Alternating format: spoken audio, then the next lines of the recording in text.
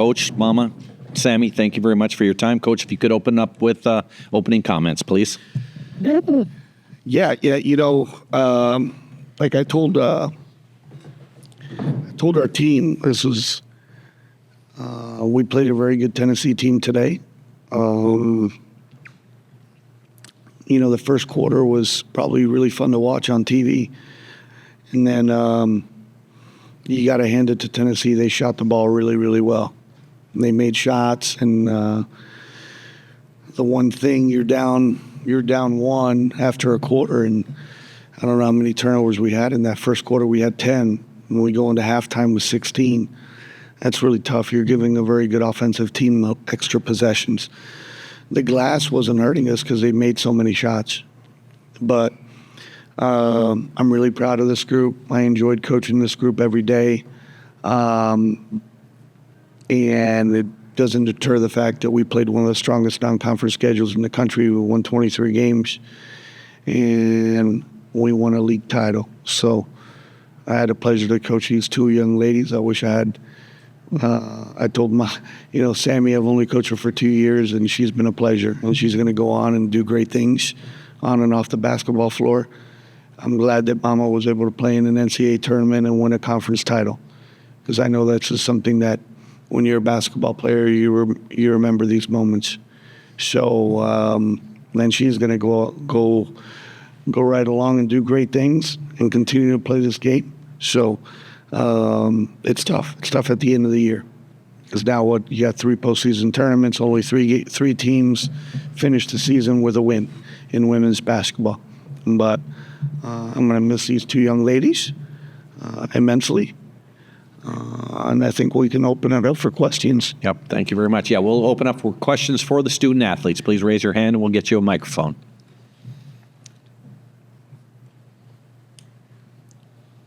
Sammie, you finished your career with one of your best games, 28 points. Talk about your knee injury at the beginning of last season to coming to this. Can you start to think about what that process has been like, and from the lowest to all the way to the top, and what was today? I had a lot of support from going through my knee injury, getting back on the court. I'm very thankful for God and everything He's done for me and all the strength He's given me.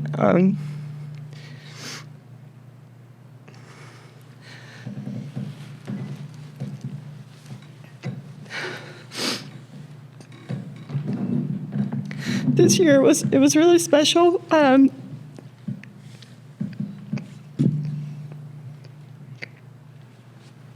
just so glad I was able to come back, because some people have tough injuries and it kind of takes them out of it. So I'm just really grateful for my teammates and my coaches, and just getting to play on a big stage like this again.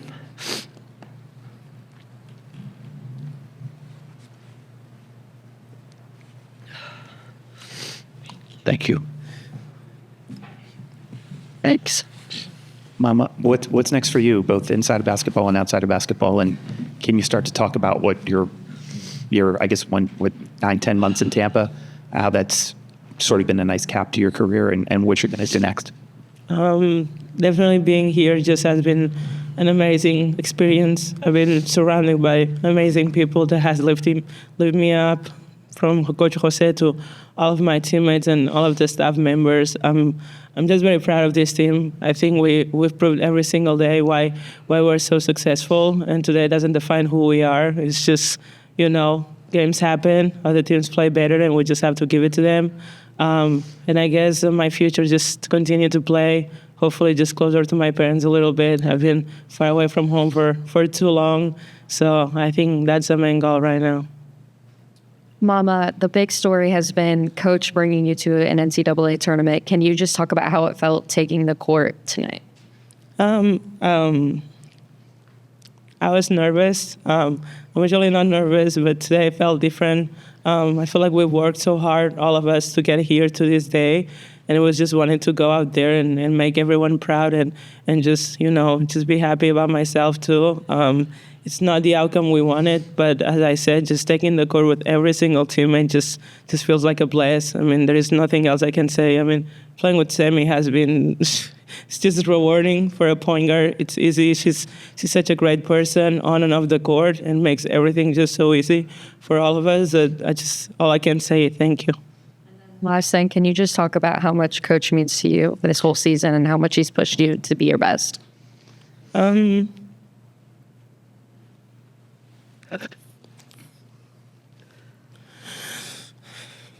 Sorry. Good. It's okay.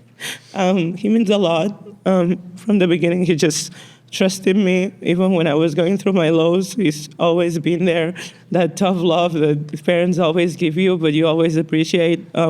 He's such an honest person. He's always going to come to you and tell you exactly what's on the table. And I feel like everything I've done this year, he's just behind it. People don't get to see that, but he's been a big part of it. So I'm just grateful for him.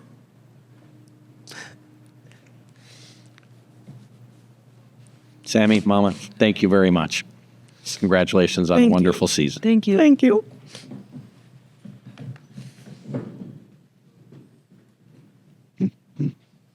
But Folks, we'll open up the floor for coaches or for questions for Coach Fernandez. yeah, here it is.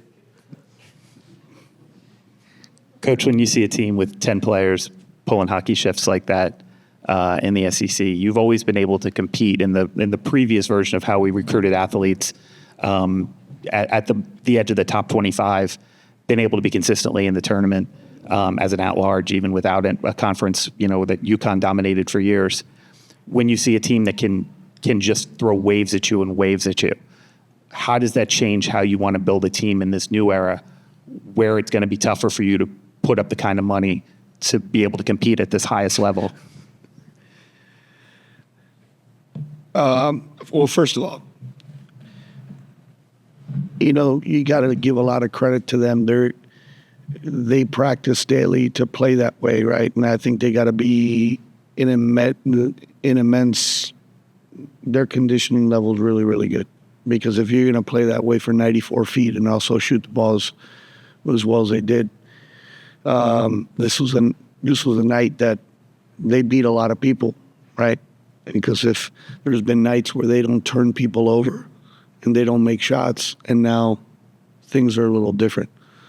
Well, tonight they turned us over, they made shots, so it didn't really give us an opportunity to do that. Speaking to that,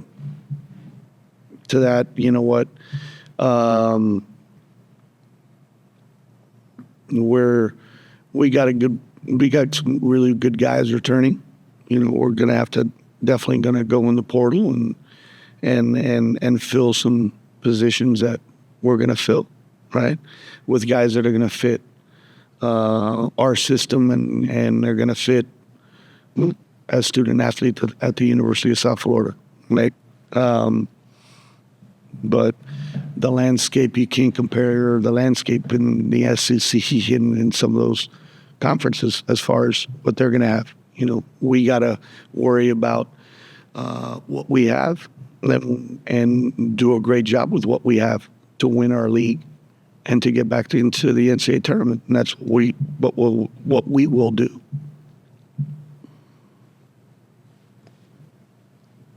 Coach, just what does Talasia Cooper do so well to impact the game for Tennessee?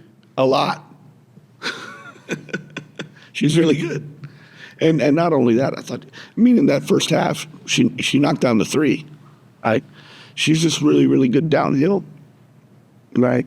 And she's a tough matchup. Not only that, she gets deflections and she creates steals. She's really good. But you look at the roster, they got a lot of other guys that are pretty good too, and that are going to move on and have some pretty good pro careers. Spears good, Spencer's good, Cooper's outstanding. You can go right down the line. Spearman, who's at Miami. And then they got Darby and Puckett that can come in and shoot it. The Hollingshed kid was long, athletic, right? So they got a lot of nice pieces. Even if they didn't play that way, 5 in, 5 out. You Any more questions?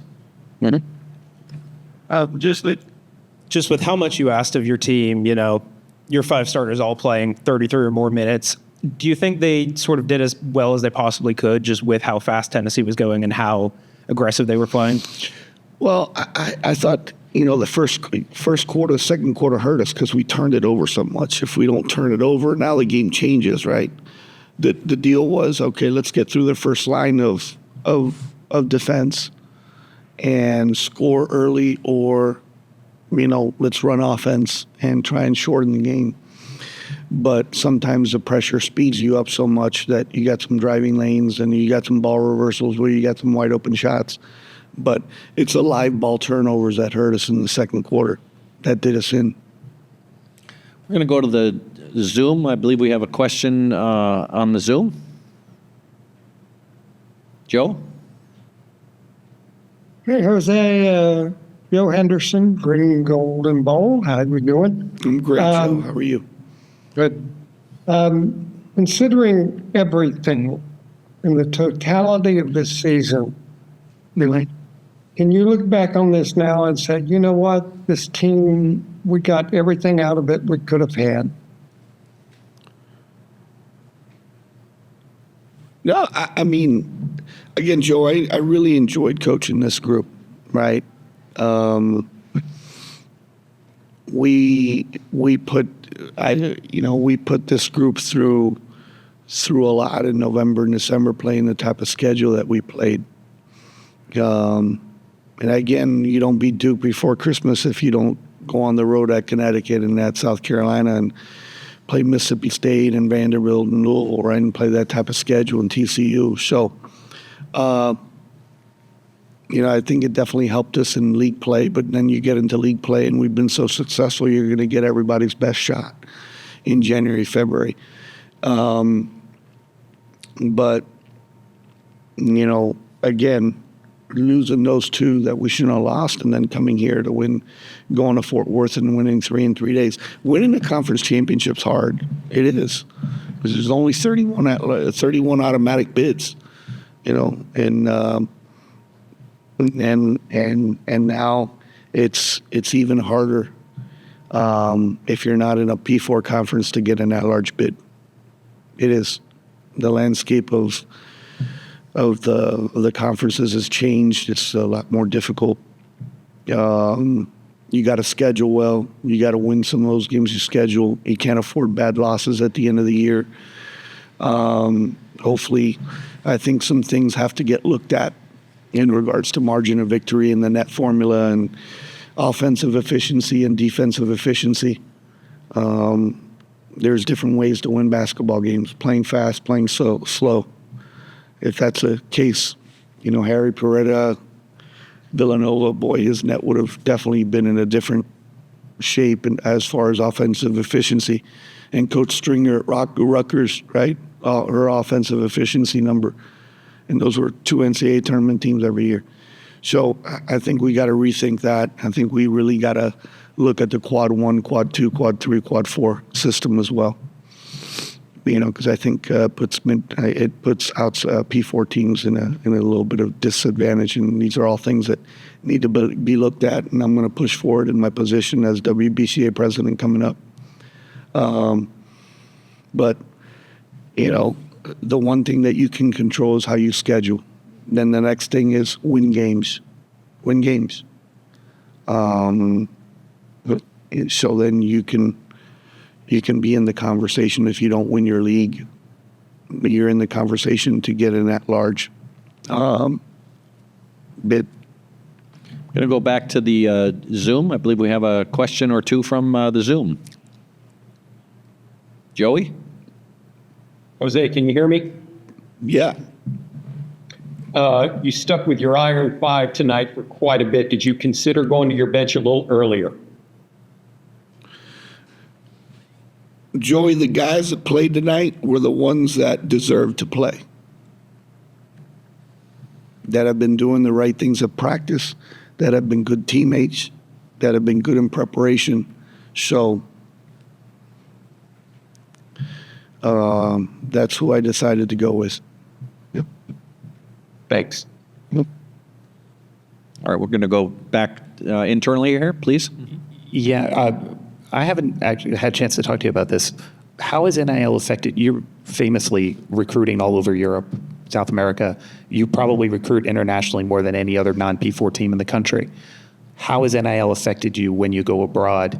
Are kids asking questions about money? How has it changed what you have done in the pipeline that you've built over the last 20 years from both Europe and South America? No, it's definitely changed now. They all have representatives and agents now, which is unfortunate because education for a lot of the international student athletes in regards to shared revenue and NIL is not there. And they're getting advised by people that are brokering deals with student athletes and families and taking 20% of their shared revenue in NIL, which is an absolute crime. So it's really disappointing to see what some of the stuff's going on. All right, Coach, thank you very much. Congratulations on Thank you. a great season. Appreciate having you. Hey, Coach, here you go.